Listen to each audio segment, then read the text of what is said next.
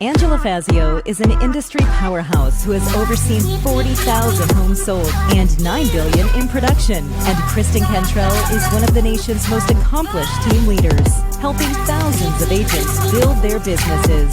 They are passionate about educating, encouraging, and empowering moms in real estate. Our next episode starts now. Hey everyone, this is Angela Fazio, and you're listening to Moms in Real Estate.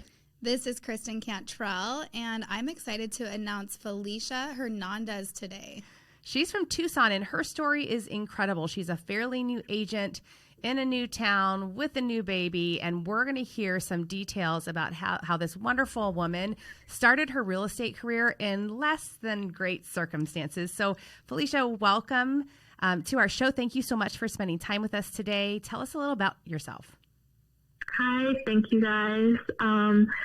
So I am a military wife. I've been married to my husband for about 3.5 years. I'm a mom. My daughter just turned 1. And yeah, we've lived here in Tucson for a little over a year now. Yeah, tell everyone, I want you to set the stage because I think that our listeners are going to love this story and be encouraged by what happened. So set the stage. What got you to Tucson? What were your circumstances? So I'm originally from Virginia, and we got transferred to San Diego. My husband returned from a 10-month deployment, and right after he got home from deployment, COVID hit, and he was planning on his enlistment was coming to an end, and he was not planning on re-enlisting. But we had just purchased a home in Tucson because we knew that, he's from here and that's where we wanted to end up ultimately. So we purchased a home in Tucson, and then I want to say we were about 2 weeks away from closing on our house. COVID happened. I got furloughed from my job, and then the next day I found out I was pregnant with my daughter. And so then my husband was like, well, I guess I should re-enlist, job security. And there was one position a little bit outside of Tucson in his pay grade. And so we kind of wrote this long letter, just really asking for this position for him because it was the only position available in the whole Navy for his pay grade. And so then he ended up getting it. Thank God. And so that's how, so then that's how we ended up here in Tucson. That's crazy. That's such a stressful situation, getting furloughed and then finding out you're pregnant days later. Yeah, and about to close on a house. Oh my gosh. And then COVID. Yeah, think about all of because when we're in real estate, we often deal with the most stressful situations that people are going through. But I think you've taken the cake, right? So first pregnancy, lose your job. You think your husband's going to be done with the military, but he's not. Hoping to get the only position available in the entire Navy in Tucson. That is so much stress. How did you possibly manage that first decision to say, I'm going to get into real estate? Yeah. Well, I had previously been in real estate, very, very briefly in Virginia, because then, we moved to San Diego. So I had started real estate and I really liked it. And so I knew when we moved here, since we were planning on making this our forever home, I wanted to continue that career here. So just all right, let's try it again. So okay, all right. You have to step us through this. So by the time you get your license, how far along were you in your pregnancy? Not far. I think I want to say 3 or 4 months. So I feel like so many women get their real estate license when they're pregnant. So tell us was there challenges? I was so tired pregnant and I was throwing up, and I know it was a struggle for me. Tell us, how did you get through school? Was it stressful for you? When did you end up getting your license? So because it was COVID, I technically did the in-person schooling, but it was on Zoom. So yeah, that helps. So that was really helpful because also on top of, working on my license, we were also renovating our home. Oh yeah, you left out that little detail, a home renovation. That's not stressful. Yeah, so we were renovating our home. I think I just operate best out of stress. I don't know. Yeah. I just think I've always been that kind of person where I get the most done when I'm stressed out. So do I. So yeah, you know what? I do too. Yeah, I mean, I'm not happy that whole time. Well, yeah, that's I'm why. not happy about it, but then like when it's over, I look back and I'm like, wow, you really accomplished a lot. Great job. She's giving herself pats on the back. It's awesome. Yeah. Oh my gosh. So tell us, like, when you got your license and you had your baby, what did that look like when you first started out in your business? So I was actually under contract and I think like a week away from closing when I was giving birth with my first client. So you can't make this up. You cannot make this up. Yeah, so I was like checking emails. We were pretty much like towards the end of that transaction. But so I was like, after I was in the hospital, like recovering, I was like checking emails, making sure everything's going okay. Like got home. I had a super easy birth. Like luckily that was not a stressful situation.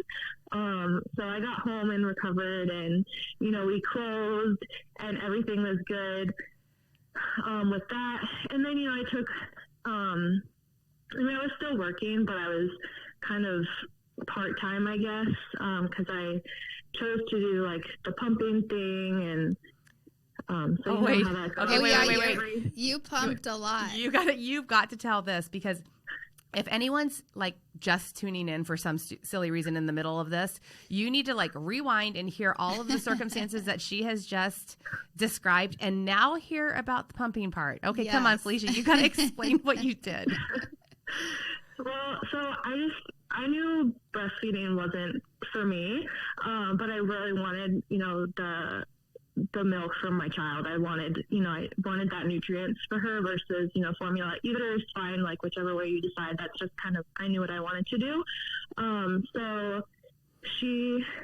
I had to pump every 2 hours on the hour. She ate every 2 hours on the hour.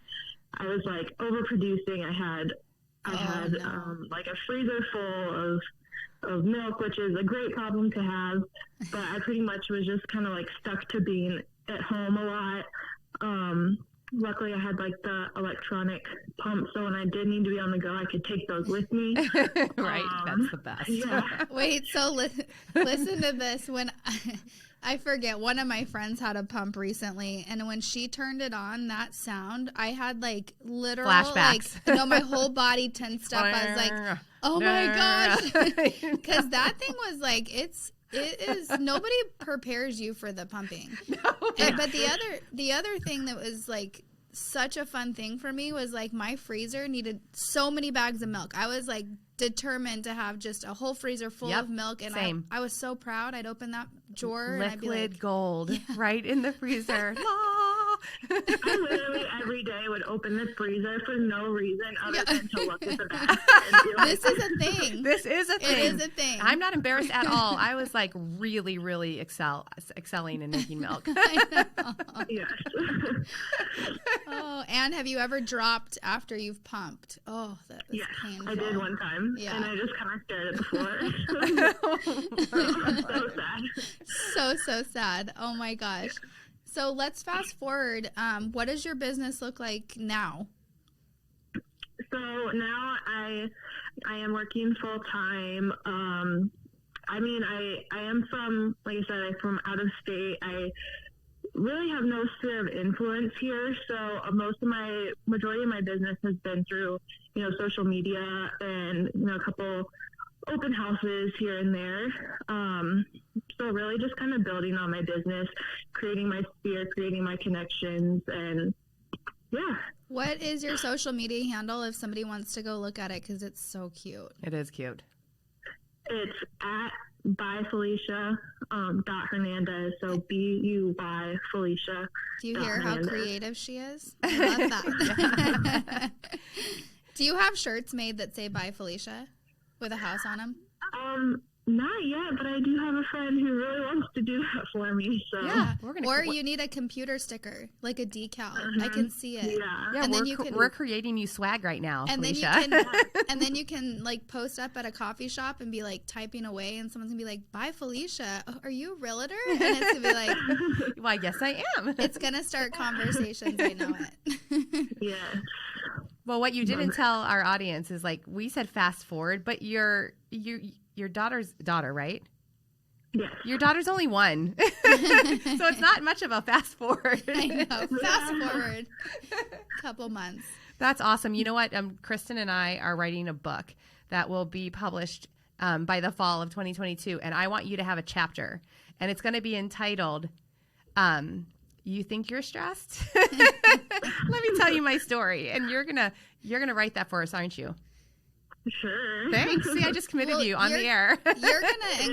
You're gonna encourage somebody listening that is like thinking about getting into real estate, but they're not because of X, and they're gonna hear you and what you had going on, and you were like, "I'm doing it." And I think that's inspiring, and that is like a huge takeaway from this episode. For Absolutely, sure. It's the sub caption is "Don't be a weenie." Yeah, don't be a weenie. Bye, Felicia. Yeah. I mean, I think that it's all a mindset thing. Really, like whatever you tell yourself you can accomplish. And I've definitely had my moments where I'm just like, am I doing the right thing? Is this meant for me? And I am stressed out. But really, like as moms, we're like such badasses, and we have so many things that we can accomplish. And I think that, really it's just your mindset, having that right mindset. You can really accomplish anything. It's true. I'm a badass. Me too. Kristen's like, I want to be a badass too. You are. Oh my gosh. Well, thank you so much for sharing all of that amazing information with us. And if anyone listening knows somebody that should be on the podcast, or you want to be on the podcast, do not be shy. Reach out to Angela and I on our Instagram at Moms in Real Estate, and make sure to inquire about it. Yeah, absolutely. Thank you, Felicia. That was so great. Thank you, guys.